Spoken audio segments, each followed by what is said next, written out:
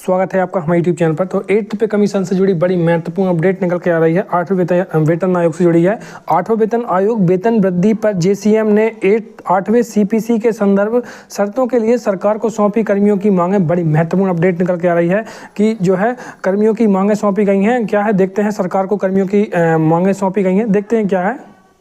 कर्मचारियों की तरफ से कहा गया है कि 15वें भारतीय श्रम सम्मेलन की सिफारिश के संदर्भ में न्यूनतम वेतन को सभ्य और सम्मानजनक जीवन यापन वेतन के रूप में प्रदान करने के लिए वेतन संरचना, लाभ, सुविधाएं, सेवा निवृत्ति लाभ, कल्याण मामले आदि का निर्धारण किया जाए। बड़ी महत्वपूर्ण अपडेट निकल के आ रही है।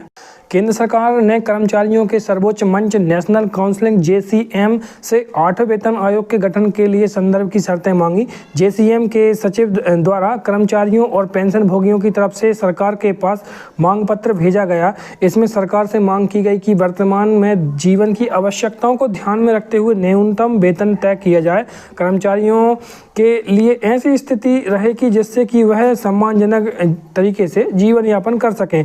कर्मचारी पक्ष की ओर से पुरानी पेंशन योजना की बहाली करने की मांग की गई।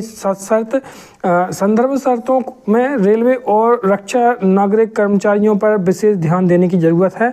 इसके अलावा पेंशन भोगियों के मुद्दे और CGHS से जुड़े प्रावधान इन्हें संदर्भ की शर्तों में शामिल करने की मांग की गई। बड़ी महत्वपूर्ण अपडेट निकल के आ रही है। National council of joint consultative machinery NCJCM के कर्मचारी पक्ष ने 8वें केंद्रीय वेतन आयोग CPC के संदर्भ की शर्तों को तैयार करने के लिए केंद्र सरकार को अपने सुझाव सौंपे। इसमें विभिन्न श्रेणियों के कर्मचारियों का वेतन भत्ते, अन्य लाभ, सुविधाएं, सेवानिवृत्ति से जुड़े मुद्दे जैसे पेंशन, ग्रेजुइटी एवं अन्य टर्मिनल लाभ आदि की मौजूदा संरचना की जाँच करना आदि शामिल हैं।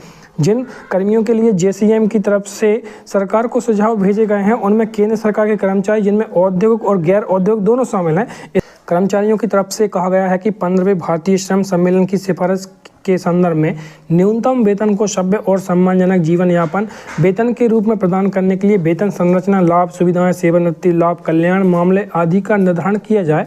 पिछले 65 वर्षों में हुए विकास और जीवन आवश्यकताओं पर विचार करते हुए यहाँ पर दिखा जो फार्मूले में संशोधन के साथ साथ न्यूनतम मजदूरी तय करने पर सुप्रीम कोर्ट के विभिन्न निर्णयों पर भी विचार किया जाए।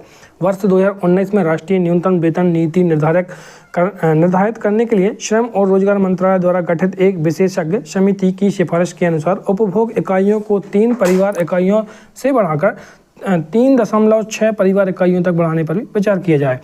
8वीं CPC को गैर व्यवहार्य वेतनमान जैसे लेवल 1 को लेवल 2 के साथ और लेवल 3 को लेवल 4 और लेवल 5 को लेवल 6 के साथ विलय करने पर विचार करना चाहिए। MACP योजना में मौजूदा विसंगतियों पर विचार करना और पदोन्नति पदानुक्रम में बहुत परिभाषित पदानुक्रमित संरचना और MACP के साथ सेवा में न्यूनतम 5 पदोन्नति की सिफारिश करना, इसे भी संदर्भ की शर्तों में शामिल किया गया।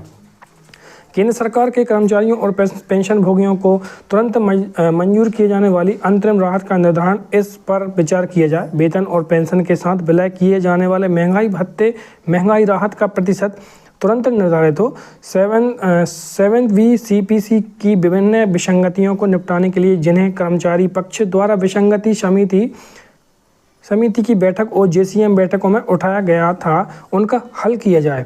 पेंशन, मृत्यु, सह सेवानिवृत्ति, ग्रेजुइटी, पारिवारिक पेंशन, 12 साल बाद पेंशन के परिवर्तित हिस्से की बहाली, हर 5 साल के बाद पेंशन में वृद्धि के लिए संसदीय स्थायी समिति की सिफारिश को लागू करना, इसे भी संदर्भ शर्तों के लिए भेजा गया है।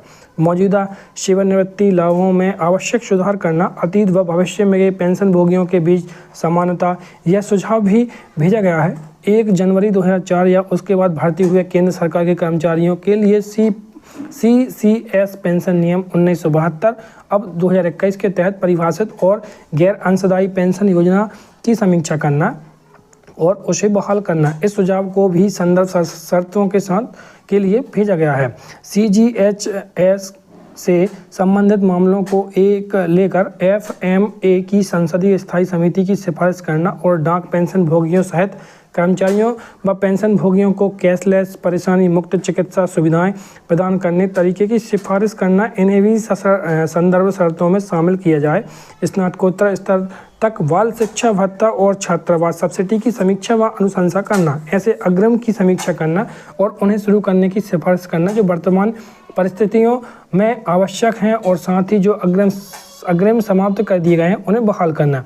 365 दिन में 24 घंटे काम करने वाले रेलवे कर्मचारियों के कर्तव्यों की प्रकृति में शामिल जोखिम और कठिनाई को ध्यान में रखते हुए भारतीय रेलवे में सभी श्रेणियों के रेलवे कर्मचारियों को जोखिम और कठिनाई भत्ते के भुगतान पर विचार करना।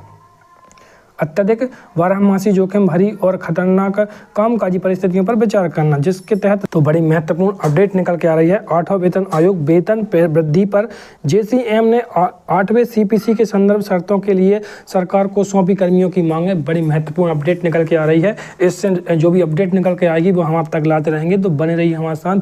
Thanks for watching.